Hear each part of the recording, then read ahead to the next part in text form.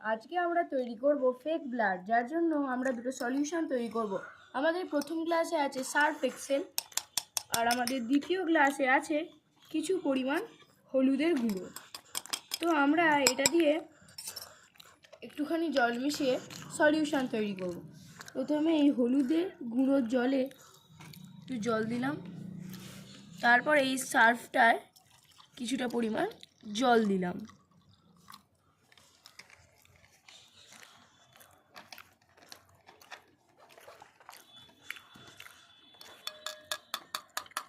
এবার আমরা চামচটা ঝেড়ে নিয়ে প্রথমে হলুদ গুঁড়োর জলটা গুলে নিলাম।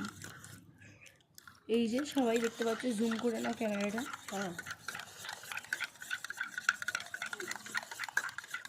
খুব ভালোভাবে হলুদ জলটা গুলে নিলাম। এরপর আমরা গুলছি সার্ফ এক্সেলের জলটা।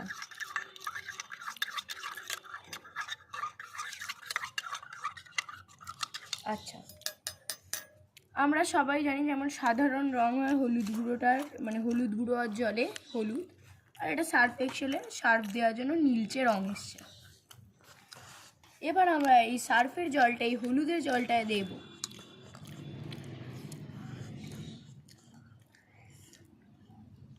দিলাম, আর এই হলুদ জলের রং হলুদের পরিবর্তে হয়ে গেল টকটকে লাল। এটির রং হয়ে গেল পুরো রক্তের মতো লাল। এই যে স্পষ্ট বোঝা যাচ্ছে রক্তের মতো লাল রং। ক্যামেরা কাছে এলে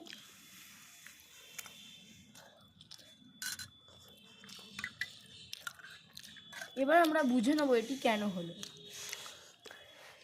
হলুদে থাকে কারকিউরোক্রোম নামক এক প্রকার পদার্থ, যার ফলে অ্যাসিড থাকার জন্য যার রং সাধারণত হলুদ হয়, এবং সার্ফে বা ডিটারজেন্টে হলো এক প্রকার ক্ষারীয় পদার্থ। এই ক্ষারীয় পদার্থ এই হলুদ জলের সাথে মেশার ফলে রং পরিবর্তিত হয়ে লালচে বাদামি রঙের উপাদান তৈরি হয়েছে।